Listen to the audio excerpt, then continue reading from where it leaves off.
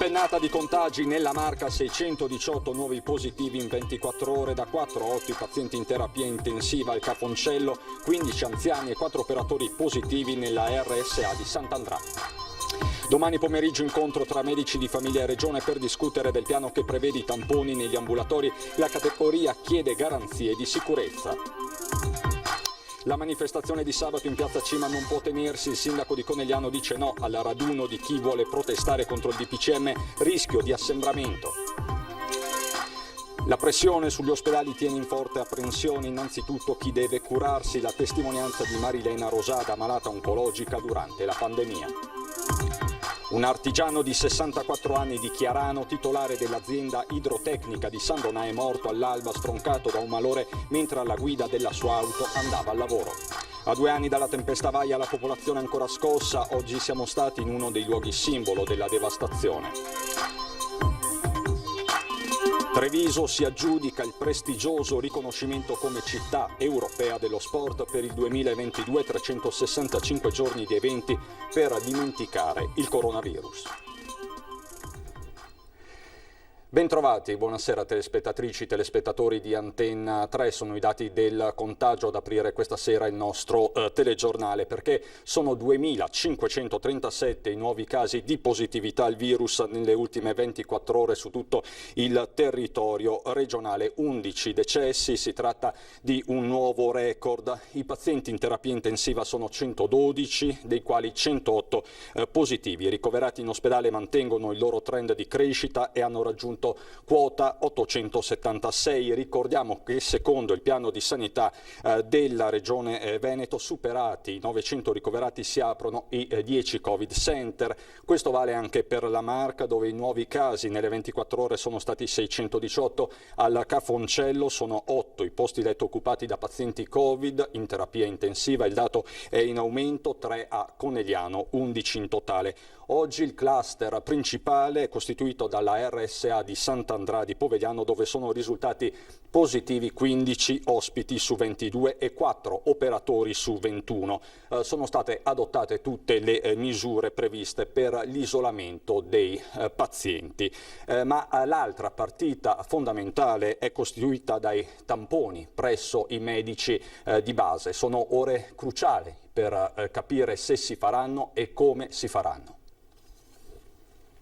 Dopo l'accordo raggiunto a livello nazionale tra FIMG e governo per effettuare negli studi dei medici di famiglia il tampone ai pazienti con sintomi sospetti, il passo successivo riguarda l'attuazione pratica del piano. Nel pomeriggio il sindacato provinciale di Treviso ha avuto una videoconferenza con l'ULSS 2. I lavori sono stati aggiornati a domani dopo la riunione del comitato regionale. Stamattina la regione ha comunicato di voler fare un incontro con le parti sindacali, quindi il comitato regionale, che è convocato per domani. In quella sede i medici di famiglia chiederanno alla regione ulteriori garanzie. Diremo che noi vogliamo la massima sicurezza per i nostri assistiti, oltre che per il nostro personale e per noi stessi, ma che se non c'è sicurezza noi non siamo in grado di farlo. Cioè se non abbiamo i dispositivi di protezione non siamo in grado di farlo, va bene? Se abbiamo tutte le garanzie lo possiamo fare.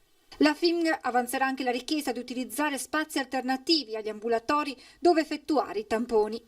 Sicurezza per i nostri pazienti e anche per noi, questo chiediamo, spiega Gorini. Potenzialmente io vado a fare i tamponi a persone che potrebbero essere anche tutte positive. Quindi basta una minima distrazione, una minima stupidaggine e divento positivo anch'io, con il rischio di trasmetterlo ai miei pazienti, perché io non sono bardato come una tuta spaziale e faccio soltanto quello, ma sto facendo l'ambulatorio, ho le visite a domicilio. Se non ho tutta quanta questa sicurezza, io non solo metto in rischio me stesso, ma anche i pazienti che visito dopo. Ritorniamo adesso a Sernaglia della Battaglia, dove migliorano le condizioni di salute del sindaco positivo al Covid e sintomatico, ma il paese si interroga sul virus e la barista Giulia, che abbiamo conosciuto ieri sera, va avanti con la sua battaglia.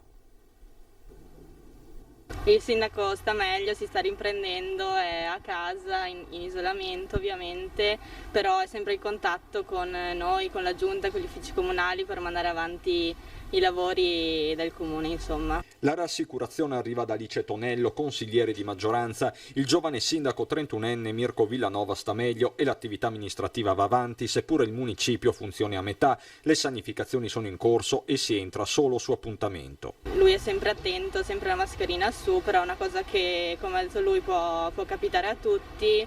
L'importante è sempre mantenere alta la guardia, tenere sulla mascherina, igienizzarsi sempre le mani, mantenere le distanze. E la positività del primo cittadino è stata inevitabilmente l'argomento del mercato settimanale, dove a fare paura però più che il virus sono gli scenari futuri. Lino a Sernaglia ha una gelateria. Dalle 6 alle 9 che tengo aperto adesso non serve tanto lavoro perché viene freddo la sera con i gelati, però si lavora pochissimo. Alle volte viene un cliente, se non neanche uno. Penso solo che invece di far chiudere i locali dovrebbero cominciare a guardare i trasporti, secondo il mio punto di vista. Sarà un inutile sacrificio in questo mese per quelli che sono costretti a chiudere adesso. Che è sbagliato, le attività, anche i ristoranti possono rimanere aperti fino alle 10. È vero che dobbiamo stare attenti, dobbiamo seguire le cose, però ci sono dei modi e modi, insomma, se un ristorante è a posto, è a norma, non vedo perché deve essere chiuso. Emblematico quanto successo al bar Ombre Rosse nel centro del paese nella serata di mercoledì, come raccontato dalla nostra emittente, all'indomani del blitz della polizia locale che le ha intimato di chiudere. La titolare Giulia va avanti e studia il party di Halloween, seppure in sicurezza. Io sabato faccio comunque la festa di Halloween, come ho fatto ogni anno, e da mezzogiorno e mezzo alle 6, stando alle regole perché non voglio che i miei clienti si rimettano con multe e cose del genere, però do sempre il servizio di quello che facevo la sera, provo a farlo durante il giorno. Purtroppo l'afflusso sarà diverso, però bisogna sempre inventarsi qualcosa per lavorare e andare avanti. Lunedì sera sono stato in piazza a Treviso assieme alle categorie duramente colpite da questo DPCM, capisco le loro ragioni, ma la manifestazione in programma sabato alle 14 in piazza Cima non può tenersi. Così in un post su Facebook oggi il sindaco di Conegliano Fabio Chies ha determinato a impedire il raduno in programma tra 2 giorni in città. Mi sono confrontato anche con le associazioni di categoria, prosegue Chies, la situazione Covid è preoccupante e i dati sconsigliano ulteriori affollamenti. Così dunque il sindaco di Conegliano. E la pressione sugli ospedali tiene in forte apprensione innanzitutto i malati e non solo di Covid. Ha voluto offrirci la propria testimonianza Marilena Rosada, la passionaria del quarto lotto della tangenziale, malata oncologica durante la pandemia. La gente deve anche pensare che non bisogna intasare gli ospedali se continuiamo con questo ritmo. Gli altri ammalati, quelli oncologici come me, cosa fanno? Dove vanno? Marilena Rosada, che i trevigiani hanno imparato a conoscere perché da anni si batte contro la realizzazione del quarto lotto della tangenziale, parla della sua esperienza da malata oncologica in tempo di Covid, per chiedere a tutti di sforzarsi perché la pressione sugli ospedali si allenti, così da permettere di curarsi al meglio anche a chi sta combattendo contro altre malattie. Purtroppo io il mese di marzo ho scoperto, proprio il 9 marzo in piena pandemia, ho scoperto di avere un linfoma non Hodgkin. Sono stata tanto male e sono stata ricoverata, ho fatto chemio e ci sono stati dei problemi perché non sono neanche potuta accedere alla sala operatoria per un prelievo della massa perché la sala operatoria è stata chiusa per Covid. Allora io quando vedo tutte le interviste di questi giorni e la manifestazione dell'altra sera, io capisco tutto e vorrei avere una bacchetta magica per risolvere i problemi a tutti quanti perché capisco che tutti devono lavorare. Forse la gente non ha capito che lo fanno perché non ci deve essere socialità, siccome molta gente non ha capito e continuavano a fare assemblamenti, siamo arrivati al punto che siamo. Chi prende questa emergenza alla leggera, dice Marilena, si metta nei panni dei malati. Vado tutti i giorni in ospedale, però purtroppo ci vai perché lo devi fare e la gente deve tenersi su la mascherina. Ha inviato un messaggio vocale al sindaco Conte, la Rosada, lo ha fatto dopo aver visto le immagini della protesta di lunedì sera in Piazza dei Signori che ha radunato 3.000 persone. Un assembramento pericoloso, dice, ribadendo quanto già sottolineato dal prefetto Laganà. pensate anche ai malati come noi che altrimenti non possono più curarsi, già è molto difficile figurarsi con questa situazione Covid. Se ci sono tante persone ammalate di Covid, le altre persone non possono più essere curate e poi c'è il rischio sempre maggiore che queste, avendo queste patologie, si prendano il virus e sono sicuri che non ce la faranno. Morte all'alba di oggi per un artigiano di Chiarano, è successo a San Donà di Piave. Stava andando al lavoro di buon'ora come ogni mattina Giampaolo Modolo, 64 anni, di Chiarano nel Trevigiano. Doveva aprire la sua azienda, la idrotecnica di via Dallarmi a San Donà di Piave, ma lì oggi non è mai arrivato. Un automobilista di passaggio intorno alle 6:30 ha notato nel fossato, a questa altezza di via Grassaga tra Noventa e San Donà, la sua Alfa Romeo Giulietta bianca nel fossato. All'interno c'era l'artigiano in fin di vita. Mi sono svegliato, c'erano già i pompieri che rimuovevano l'auto dal fossato e c'erano i carabinieri. Come si vede deve essere stato proprio scivolato, forse un malore. I medici del SUEM 118 e i carabinieri di San Donà di Piave propendono proprio per un malore, un infarto che avrebbe colpito Modolo una decina di minuti prima dell'intervento dei soccorritori. Il 64enne si è sentito male al volante, l'auto non viaggiava ad alta velocità, probabilmente il conducente, avvertendo il malore, ha rallentato, quindi ha invaso la corsia opposta finendo nel fossato. Per lui non c'è stato nulla da fare. Non semplice da parte dell'autosoccorso intervenuto da Musile di Piave recuperare l'auto nel fosso profondo e fangoso. L'artigiano non era sposato, abitava a Fossalta Maggiore, lascia un fratello, Walter, e l'azienda a cui dedicava tutte le sue energie. La procura non ha ritenuto necessario svolgere ulteriori accertamenti, rimettendo la salma a disposizione dei familiari per i funerali. Paura anche per un altro incidente stradale ad Asolo. Incidente stradale stamattina poco prima delle 8, in collisione un camion e un'auto con a bordo un papà e una bambina di 9 anni, feriti entrambi dall'impatto. La bimba è stata da subito trasportata all'ospedale di Castelfranco Veneto, mentre per il 42enne è stato necessario l'intervento dei vigili del fuoco di Montebelluna che l'hanno estratto dalle lamiere. L'uomo è stato poi trasportato all'ospedale di Montebelluna, per lui trauma cranico, toracico alla colonna vertebrale. Sul posto i sanitari del SUEM 118 di Castelfranco Veneto e di Crespano. Ancora al vaglio degli inquirenti le dinamiche esatte dell'incidente. Rimaniamo a Montebelluna, dove è stato arrestato dai carabinieri un 19enne di origini nordafricane dopo aver preso a pugni un 61enne per rubargli il portafoglio. Lo ha preso di mira, seguito e controllato fino a quando in via Malipiero a Montebelluna ha deciso di agire. Un 19enne di origini nordafricane ha preso a pugni sul collo un 61enne che stava camminando. Poi gli ha strappato il borsello con dentro qualche banconote e documenti della sfortunata vittima. Il giovane poi è fuggito in direzione della caserma dei carabinieri. Proprio in quel momento aveva finito il turno militare dell'arma che, presa la macchina, stava tornando a casa quando si è imbattuto sul ragazzo che, senza validi motivi, ha iniziato ad insultarlo, ha aperto la porta della vettura e lo ha colpito con calci e pugni. Il carabiniere ha subito chiesto l'aiuto dei colleghi in caserma che sono arrivati sul posto.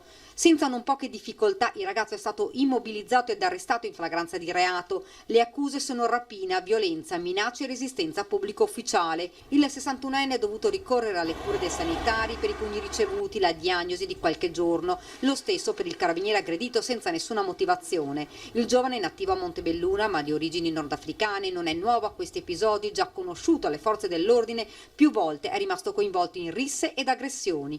Ora è stato portato in carcere a disposizione dell'autorità giudiziaria. Uno stalker di 45 anni, sempre della zona di Montebelluna, è finito in manette. L'uomo, che era in affidamento in prova ai servizi sociali, è stato arrestato dai carabinieri, cercava la sua ex compagna, le mandava dei messaggi, l'aspettava sotto casa. Il tribunale ha così revocato ogni provvedimento e ha disposto l'arresto. Sviluppi nell'indagine sull'estorsione ad un imprenditore di Resana che vi avevamo raccontato nei giorni scorsi, arrestato anche un 25enne di Trebaseleghe. È stato arrestato anche il complice dell'estorsione che si era consumata ai danni di un titolare di un locale di Resana. Lo scorso 23 ottobre l'uomo aveva fatto arrestare un 33enne di Palermo che lo aveva minacciato di rivelare una finta relazione extraconiugale se non avesse consegnato del denaro. L'imprenditore però, senza farsi intimorire, aveva allertato i carabinieri di Tre Baseleghe che in poco tempo avevano individuato e arrestato il palermitano residente da tempo a Loreggia. Il complice invece era solo indagato, tuttavia i carabinieri hanno deciso di arrestarlo ieri per estorsione aggravata in concorso. Si tratta di un 25enne di Tre Baseleghe che era un ex dipendente dell'imprenditore vittima del ricatto. A Zero Branco adesso, dove il sindaco per il prossimo fine settimana dedicato ai defunti ha predisposto un servizio di controllo e di vigilanza in linea con questo tempo di contagio. Quest'anno ci sarà anche un'attenzione per evitare gli assembramenti. Le persone verranno accompagnate e verrà verificato la distanza che esse dovranno tenere tra di loro. Ronde anti-assembramenti nei cimiteri per evitare la diffusione del contagio. Sono quelle predisposte dal sindaco di Zero Branco con il supporto delle associazioni combattentistiche e il volontariato della zona. Oggi l'ultimo incontro preparatorio operativo all'esterno del Camposanto del capoluogo con il responsabile della protezione civile e i rappresentanti degli alpini e dei carabinieri in congedo. 3 i cimiteri sorvegliati con ordini ben precisi in caso di infrazione delle regole. Dare chi spacchi le macchine perché i rompe è vero. La roba più importante adesso come adesso è il discorso quindi che la gente lo faccia assembramento. Sì, cioè, no, che da guardare solamente che sia che roba. Dopodiché Adriano, te sai che noi altri abbiamo un compito di sorveglianza. Sì. Se uno fa il baucco o se uno si comporta male, ti te ciappi e te chiami chi di dovere. Sì, senza fare questioni, Esatto. Allora siamo di supporto alle istituzioni. Sottolineature importanti in tema ronde, considerando che i controlli non saranno solo all'esterno dei cimiteri, ma anche tra le tombe, oltre che sui parcheggi, per garantire che i cittadini possano recarsi in sicurezza e in tranquillità dai propri cari. Noi non siamo qui per fare i poliziotti o per evitare che le persone si parlino o si salutino, semplicemente però vogliamo dare un po' di tranquillità a tutti quanti, di potersi avvicinare ai propri cari e alle proprie tombe. Se ci fossero anche parenti che si ritrovano attorno alla tomba non sarebbe un problema, non è un problema. L'importante è che però si ricordino quelle che sono le regole che ormai abbiamo imparato purtroppo a rispettare e a conoscere. La cronaca sindacale con la denuncia della CGIL, c'è carenza di organico nell'ULSS 2 Marca Trevigiana. Carenza di organico nell'ULSS 2 Marca Trevigiana, lo denuncia la CGIL che snocciola una serie di dati. Dal 2017 al 2019, secondo il sindacato, si è registrata una forte diminuzione del personale. Se solo lo scorso anno mancavano 200 professionisti nell'ULSS 2 della Marca Trevigiana, oggi con l'emergenza sanitaria contiamo meno 210 infermieri, meno 120 operatori sociosanitari, meno 30 assistenti sanitarie, meno 30 assistenti sociali e meno 30 psichiatri. Frutto, ha spiegato la CGIL, di una mancata organizzazione e soprattutto investimenti sulla sanità. Situazione che impatta sui carichi di lavoro del personale. Immediata la risposta del direttore generale dell'ULSS 2 Marca Trevigiana, Francesco Benazzi, che innanzitutto sottolinea. Rispetto a questo rispondo facilmente con i numeri, perché l'unico modo per rispondere a numeri che magari non corrispondono al reale si risponde con i numeri, anche perché i numeri che ha tirato fuori la CGIL sono numeri dell'ULSS, non dell'ULSS 2, ma di tutte le strutture della provincia di Treviso, dai centri servizi alle cooperative. Dati alla mano, Benazzi spiega come in realtà la situazione dell'ULSS 2 sia diversa da quella fotografata dalla CGIL. Noi già riusciamo a dare risposte con le autorizzazioni regionali a tutte le persone che vanno in pensione, per capirsi, ma addirittura, vista la situazione, abbiamo chiesto sia nel 2018 che nel 2019 che nel 2020 gli extra turnover, cioè persone in più rispetto a quelle che si trovano in dotazione organica, cioè quelle previste. Poi, dato su dato, Benazzi spiega tutte le assunzioni richieste e fatte per gli infermieri. Nel 2020 abbiamo richiesto 167 infermieri, ce ne ha autorizzato un centinaio, ne abbiamo coperti 60, ma perché? Perché ovviamente sono esaurite tutte le graduatorie degli infermieri. Adesso noi come ULSS abbiamo attivato un tempo determinato e abbiamo già la graduatoria, una settantina di infermieri che andremo ad assumere tutti per coprire appunto i posti mancanti in extra turnover, cioè in più. Per i medici ha spiegato la situazione diversa, la programmazione all'università è stata carente e mancano specialisti. Nel 2020 termine abbiamo chiesto 263 medici, ma ne abbiamo trovati solo 100. La pubblicità, a dopo.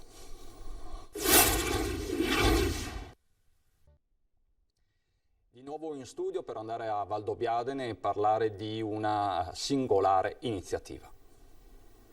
Quello che ci siamo prefissati è cercare di sopravvivere e soprattutto di mantenere l'occupazione del nostro personale. Salvaguardare la propria attività e i posti di lavoro è la sfida delle imprese colpite dalle misure dell'ultimo DPCM. Con questo obiettivo all'Hotel Diana di Valdobbiadene si è studiata una proposta per permettere a chi volesse cenare fuori, nel rispetto di tutte le disposizioni anticontagio, di usufruire del ristorante dell'albergo, finora utilizzato solo per eventi e adesso aperto stabilmente ai clienti.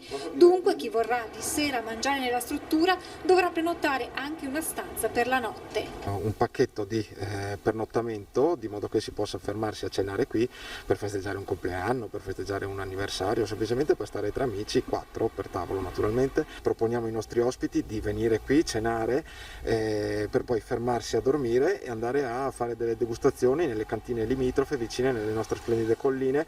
Con la nostra attività noi manteniamo una decina di famiglie che conosciamo bene, alle quali siamo legati e vogliamo tutelare, spiega Spagnol, che racconta come in questa fase così difficile tutte le realtà del territorio si siano unite studiando iniziative e progetti comuni. Stiamo collaborando anche tutt'oggi con guide turistiche, con cantine, come ho già detto, con i ristoranti della zona, proprio per cercare di stimolare, di incentivare il turismo a venire a Valdobbiadene. Cerchiamo di far andare avanti la nostra economia e conseguentemente quella del territorio. E c'è chi ha già approfittato dell'iniziativa per una cena di lavoro. Io non sono un ospite, un formatore salirà da Roma adesso e io devo cenare con lui questa sera per concordare quello che faremo domani, ma siccome è tutto chiuso non sappiamo dove andare, quindi la soluzione è dormo qua anche io, così ho la possibilità di confrontarmi con lui.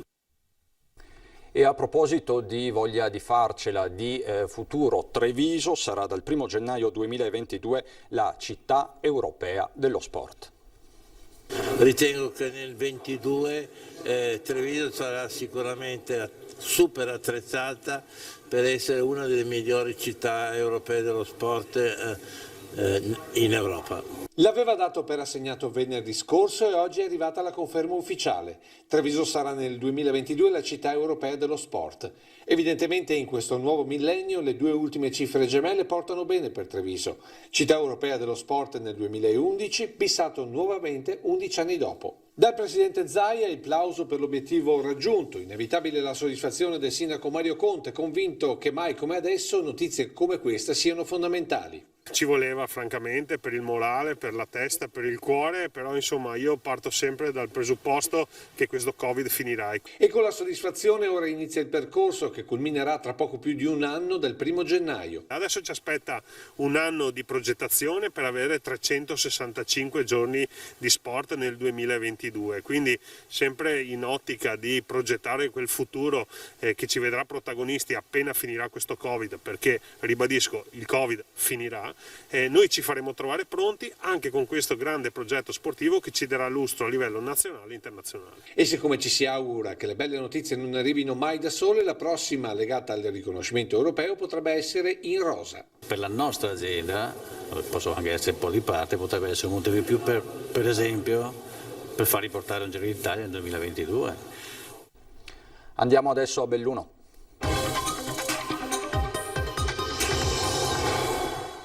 A Belluno, dove il numero quotidiano dei casi positivi al Covid si conferma anche oggi elevato, siamo a 114 casi nelle ultime 24 ore per un totale di 1667, crescono anche i ricoveri in terapia intensiva che salgono a 4, così come i ricoveri nelle aree Covid non critiche, sono 41 al San Martino di Belluno e 20 al Santa Maria del Prato di Feltre.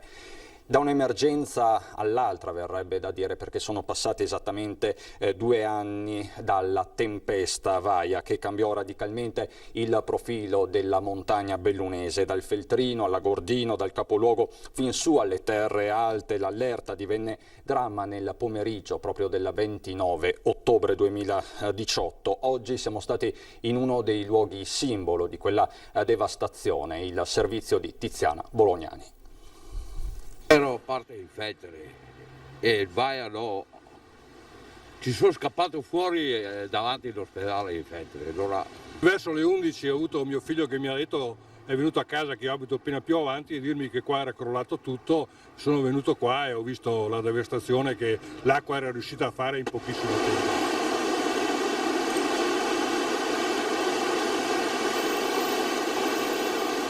È stato un evento sicuramente eccezionale, ci siamo spaventati tantissimo perché nessuno si aspettava una cosa del genere. 2 anni dopo Vaia, Ponte Massi, i lavori di bonifica e di consolidamento degli argini del Cordevole, del ponte che unisce i comuni di Sedico e di Sospirolo, hanno ripristinato lo stato dei luoghi resi più sicuri, il segno del dramma però ancora visibile. Guardate, questi sono i segni dell'edificio che ospitava gli uffici dell'ex impresa di costruzioni Roni. Questo edificio, la sera del 29 ottobre, venne completamente risucchiato dalla furia dell'acqua del torrente Cordevole, che scavalcò con un'onda di oltre 2 metri, scavalcò il ponte e si abbatté proprio su questo versante della sponda del torrente. Abbiamo visto in diretta l'edificio volare giù all'interno del Cordevole. L'acqua ha scavato sotto e poi l'edificio in un attimo è volato giù tutto intero, scivolato. Questa è la testimonianza di Nicolò di 2 anni fa. Oggi è la mamma a raccontarci il post Vaia. Diciamo che adesso, a distanza di 2 anni, io sento ancora... siamo stati tanto provati, ecco. Basta una folata di vento, una pioggia più insistente a far rievocare il dramma di quella notte. La furia della tempesta provocò ingenti danni lungo tutta l'asta del Cordevole. A Candaten l'area picnic del Parco Nazionale Dolomiti Bellunesi è stata ripristinata. Oltre le staccionate però sono ancora visibili tronchi e ramagli abbattuti o portati a valle dalla furia dell'acqua. Al Peron, nonostante gli appelli e le raccolte fondi, si attende il ripristino della storica passerella che collega la frazione con San Cottardo, un luogo amato dai bellunesi che sperano nella ricostruzione. Ricostruzione post-Vaia che è sotto gli occhi di tutti, neppure il Covid l'ha fermata, ha detto la presidente degli industriali bellunesi Laurent Berton. Le ferite profonde e evidenti alla nostra montagna sono state lenite e curate dall'operosità delle imprese bellunesi. Neppure il Covid ha fermato la ricostruzione post-Vaia, come dimostrano i tanti cantieri attivi in ogni angolo della provincia, afferma la presidente di Confindustria Belluno Dolomiti Laurent Berton. Tanto è stato fatto e molto resta da fare, il passo cadenzato della marcia è però quello giusto. Per capire la portata distruttiva del fenomeno basta riavvolgere il nastro e tornare a bordo dell'elicottero che ci portò in sopralluogo nelle aree devastate dal vento che soffiò oltre 192 km/h e che lasciò a terra gli alberi dai tronchi scortecciati. Oggi, ricorda Laurent Berton, stiamo combattendo contro un nemico invisibile, più subdolo e infimo come il Covid. La voglia di farcela ricostruire resta intatta anche se siamo tutti più stanchi e provati. I risultati della ricostruzione stanno nei numeri. Ad oggi sono stati assegnati e totalmente impegnati da parte del commissario delegato circa 682 milioni di euro, con 931 cantieri ultimati o in corso per l'annualità 2019 e con altri 480 cantieri per l'annualità 2020.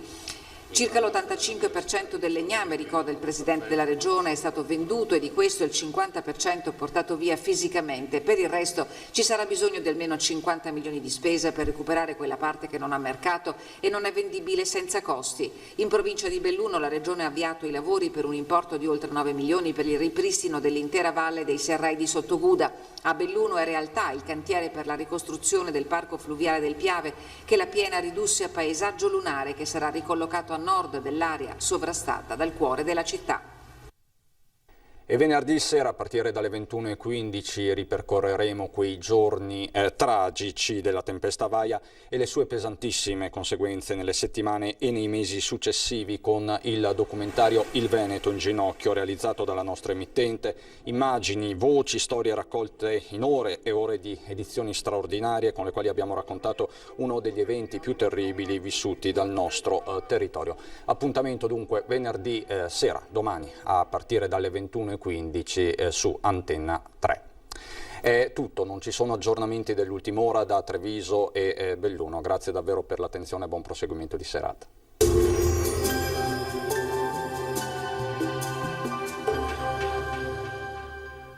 Società Agricola Torresan. Dai nostri animali nati e allevati nel cuore del Montello produciamo solo carni e salumi genuini. Nuova apertura a Ponzano Veneto. Bentrovati al meteo. Altra giornata all'insegna dell'anticiclone con tempo stabile. Con la grafica vediamo la situazione di venerdì 30 ottobre. Nel dettaglio sul Veneto avremo generali condizioni di bel tempo, al mattino qualche nebbia localmente anche fitta e persistente, specie sui settori più meridionali della nostra regione. Dal pomeriggio foschie in diradamento con più sole. Temperature minime tra 8 e 10 gradi, massime invece tra i 16 e i 18 gradi all'incirca. Ci spostiamo ora sul Friuli Venezia Giulia, anche qui ampio soleggiamento dappertutto, cielo poco nuvoloso, senza piogge associate. Temperature minime fino a 12 gradi, massime sui 18-19 gradi. E ci spostiamo infine sul Trentino Alto Adige, anche qui bel tempo soleggiato ovunque, qualche addensamento ma innocuo sui settori di confine. Temperature minime sugli 8-10 gradi, massime invece fino ai 18 all'incirca. Dal meteo per ora è tutto, io vi auguro un buon proseguimento in compagnia di Antenna 3.